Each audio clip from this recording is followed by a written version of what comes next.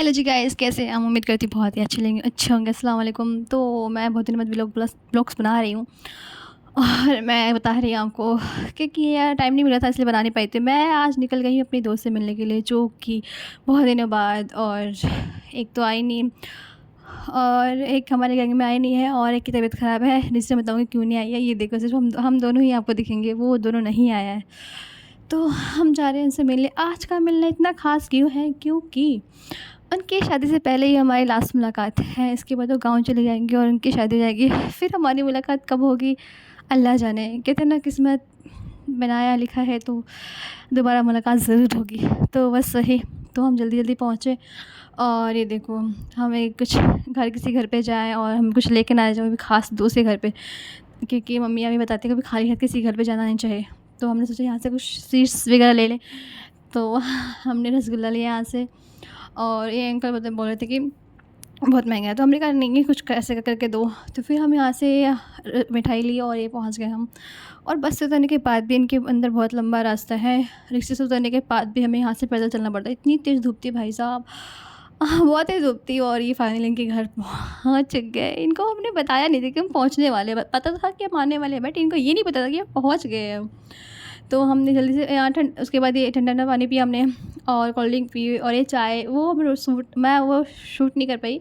But हाँ, चाय I love चाय, तो मैं चाय का शूट मैं कैसे भूल सकती हूँ। तो मैंने चाय पिया, चाय लगी, नमकीन था, और फिर चाय पिया और फिर खाना भी खाया था। वो शूट नहीं कर पाई। तो फाइनली अब विदाई हो रही है, हम विदाई कर रहे हैं। और रो पड़ी थी मेरी फ्रेंड, हम सब इमोशनल हो गए थे। तो उसको हम विदाई करके आए। उनकी ही जो शादी होने वाली है, नाज। तो हम जस्ट निकल पड़े दोनों, हम मुसाफिर।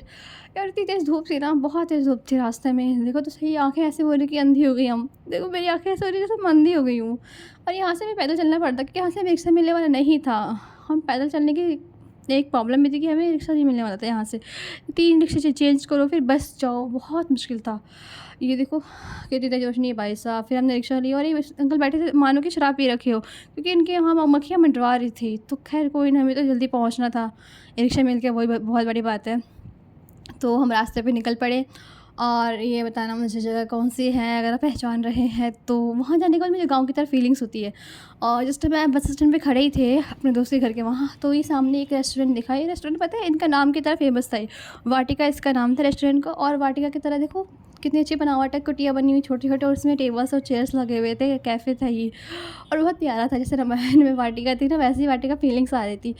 तो आप सब आना चाहो तो वहाँ विज़िट ज़रूर करना। और इसका लोकेशन मैं बता दूँगी, मुझे कमेंट कर दीजिएगा। फाइनली हमारी बस मिल गई, पर हमें डायरेक्ट बस नहीं मिली। बस मिली क्योंकि हम चेंज करके जाना था। तो हम कोई नहीं, बैठ गए। वेट करने से अच्छा है कम से कम एसी में कूलिंग ठंडी हवा तो लेंगे हम। तो हम बैठ गए, और फिर देखना हम बस चेंज करेंगे बीच में, क्योंकि डायरेक्ट बस नहीं मिलती। और हम 1 घंटा यहाँ वेट करते, और धूप ऊपर से गर्मी, और जल्दी घर जाना भी था। बहुत थोड़ा थकावट भी थी कि थोड़ा आराम भी करना है घर जाके जल्दी, तो लेट ना हो जाए। बस मिल गई, बाकी हम चेंज करके जाएँगे। और ये रास्ते में बहुत अच्छी धूप में, खिलखिलाती धूप में व्यूज़ लेते हुए, तो बस स्टैंड में हम खड़े हो गए, उतर गए। फिर यहाँ से हमें बस लेनी थी। बस का वेट करते-करते पता है एक और बस आई, वो निकल गई। वो रुकी नहीं, क्योंकि पता है दिल्ली की बस की यही एक ख़राब आदत है कि उनमें देखते हैं कि सवारी मतलब वहाँ पे ज़्यादा पैसेंजर है स्टैंड पे, तो वो रुकते नहीं, निकल लेते हैं। तो रुके नहीं थे, दूसरी बस हमें मिली। फिर दूसरी फाइनली वो जल्दी मिल गई, आ गई। और ये बताना मुझे जगह कौन-सी है।